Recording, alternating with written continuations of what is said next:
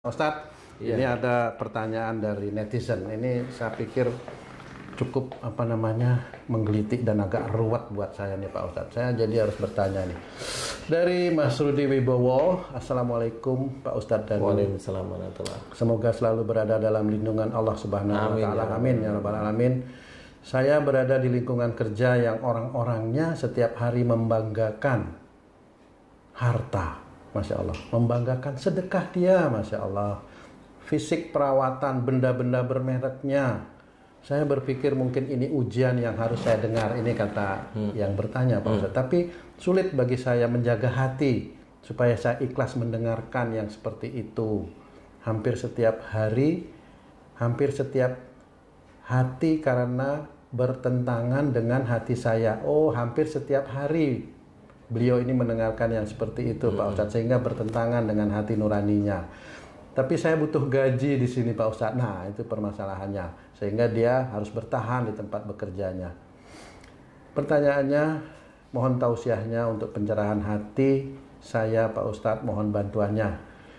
Terima kasih sebelumnya.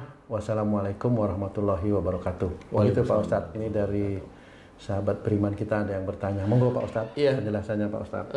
Sebenarnya semua kehidupan kita itu menguji kita. Semua kehidupan kita itu menguji kita. Jadi istri kita, suami kita itu sebenarnya menguji kita juga.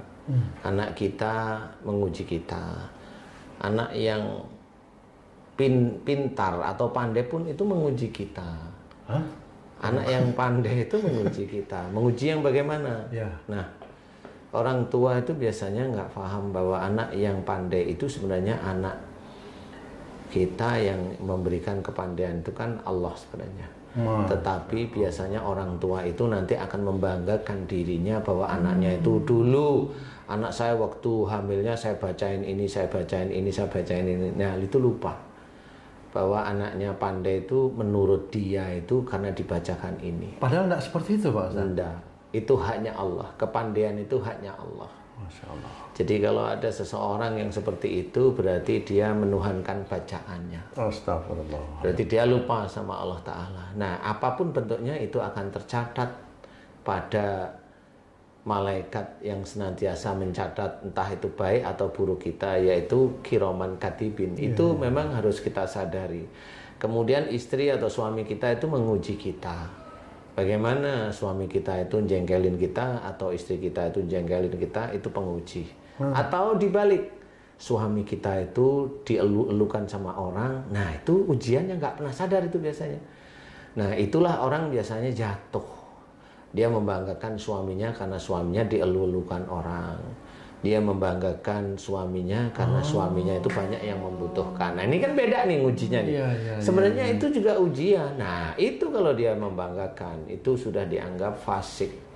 Fasik itu sudah dianggap oleh Allah Ta'ala itu kafir memang. Karena memang menutup. Kafir itu menutup ya. Kafir, kafaroh itu menutup. Jadi dia lupa bahwa suaminya itu berhasil, dibutuhkan banyak orang, menjadi terkenal, menjadi pejabat, menjadi apapun. Sebenarnya itu kan atas izin Allah.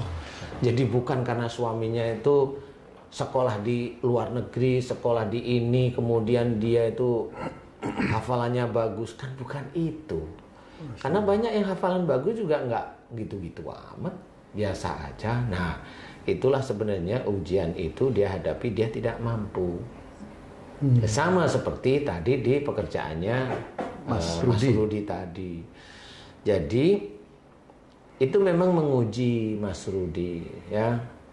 Pekerjaan itu, lingkungan pekerjaan itu menguji. Jadi jangan lupa, la yukallifullahu nafsan illa wus'aha. Itu harus diingat bahwa Allah itu tidak akan membebani seseorang dengan ujian ya, kecuali sesuai dengan keadaan, kemampuan seperti itu. Jadi semua ujian yang kita hadapi, insya Allah itu sudah sesuai dengan takaran kita. Jadi apa yang diujikan oleh Allah Ta'ala dengan Mas Rudi di pekerjaannya itu untuk menguji hatinya Mas Rudi.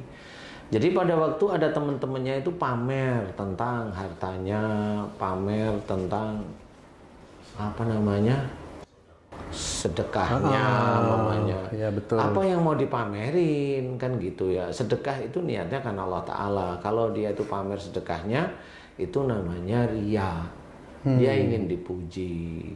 Jadi nggak perlu seperti itu, karena yang namanya sedekah itu karena Allah Ta'ala yang tahu dan dia. Dan kalau dia pamer, terhapus itu amal solehnya. Nah, terhapus itu. Itu untuk orang yang pamer kan itu Pak Ustadz ya. Nah ini untuk yang mendengarkan itu juga kok jadi sakit hati. Nah itu bagaimana? Nah, Gimana istilahnya itu, Pak Ustadz? kalau di sini sakit hati itu sebenarnya karena bingung, karena keadaannya seperti itu aja, bukan sakit hati ya. Jadi dia bingung.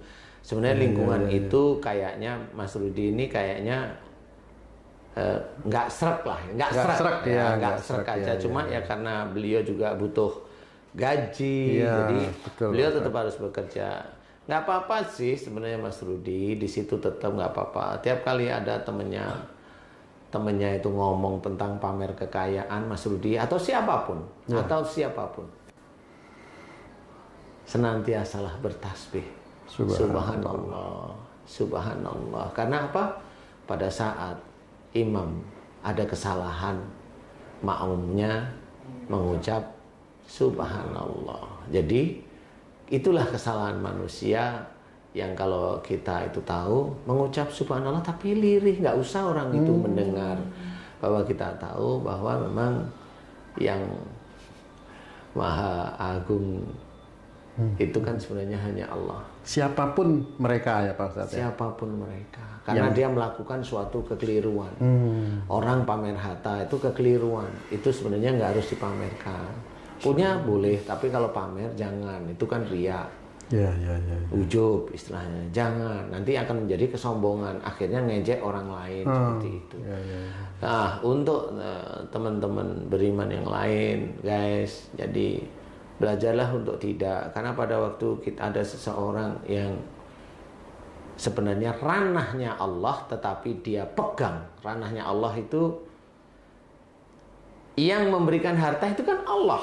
Jadi kesannya itu dia sendiri. Contoh, mamanya kan gini, ini saya memberikan contoh. Ya.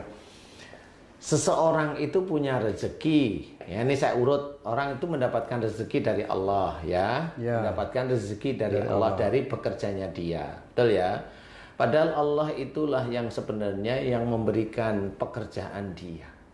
Sebentar nih, gimana tuh Pak Ustadz? Sebenarnya Allah itulah yang memberikan pekerjaan kepada dia. Terus dia mengerjakan pekerjaan mengerjakan pekerjaannya itu, terus dapat imbalan dari bosnya itu, dari pekerjaan yang dia kerjakan itu, gaji namanya. Nah, gaji ini sebenarnya kan juga dari Allah Ta'ala. Oke, dia ngelamar. Oke, saya terima karena ngelamar. Betul. Oke ya? Ada ikhtiar. Ada ikhtiar. Oke. Tetapi saya mau tanya, kalau dia ngelamar hanya nulis saja disuruh orang, kemudian dia kerja, dia bisu, dia nggak bisa mikir, dia buta, matanya nggak bisa ngelihat, dia budak telinganya. Emang bisa ngerasain apa? Masya Allah. Emang mata itu punyanya dia atau punyanya Allah? Ngarit aja nggak bisa itu. Ngarit aja nggak bisa. Nyela orang juga nggak bisa, mau nggak bisa lihat, mau nyela apaan gitu. Nah, itulah makanya semuanya ini milik Allah lah, ngapain harus dibanggain?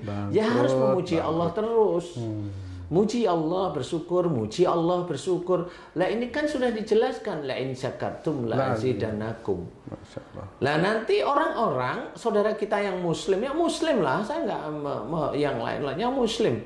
Pernahkah ngerti wala in kafartum itu yang mana? Nah, itu. Inna adzabil sadid. Padahal buntutnya juga ngeri. Inna adzabil sadid. Nah, seseorang yang merasa harta itu miliknya karena jerih payahnya, itu sudah dianggap oleh Allah Ta'ala kufur. Masya Allah. Siapapun orangnya, dia pun orang muslim pun sama, dia dianggap kufur oleh Allah Ta'ala. Makanya kalau dia pamer harta itu dianggap kufur oleh Allah Ta'ala. Siapapun orangnya. Mau dia orang biasa atau dia seorang pendakwah, kalau dia itu memang pamer, kufur. Karena nggak ada yang akan dipamerkan kita. Kenapa? Lah yang punya mata siapa? Yang punya telinga juga siapa? Yang punya otak siapa? Yang punya kaki, tangan, itu siapa coba? Allah. Iya. Kenapa itu aku bahwa ini harta dari jerih payah saya? Itulah yang dikatakan orang itu akan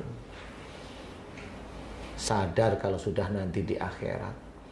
Naudzubillah. Makanya kita harus pahami bahwa ujian untuk kita insya Allah akan bisa selesai kalau kita tenang, senyum, sabar, bertasbih pada Allah Ta'ala, memuji Allah. Kalau ada orang pamer, pujilah Allah dengan membaca subhanallah. Memang hanya Allah yang maha agung sebenarnya memang.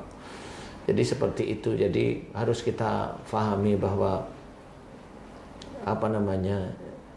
kalau seperti Mas Rudi, Mas itu Rudi tadi ya harus nggak usah terlalu awalnya baper, nggak usah Mas, nggak apa-apa. Itu ujian aja yang harus dihadapi dengan santai aja. Ya hadapi dengan lapang dada, senyum aja. Betul. Karena siapa tahu dengan memuji Allah, terus memuji Allah, malah Allah mempersiapkan rizki untuk Mas Rudi di kemudian harinya. Jadi nggak usah menyalahkan teman-temannya, nggak usah, karena teman-temannya pada begitu ya nggak usah lah cengkel. Ya Mas Rudi, mudah-mudahan ini bisa menjadikan ilmu bagi kita semua bahwa itu hanya ujian yang harus kita hadapi.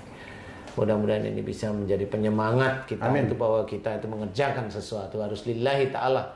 Mata ini milik Allah, otak ini milik Allah, telinga milik Allah, mulut milik Allah. Kita bisa bekerja, bisa rapat, bisa menyusun rencana, bisa mengerjakan, bisa kerja, itu milik Allah Ta'ala.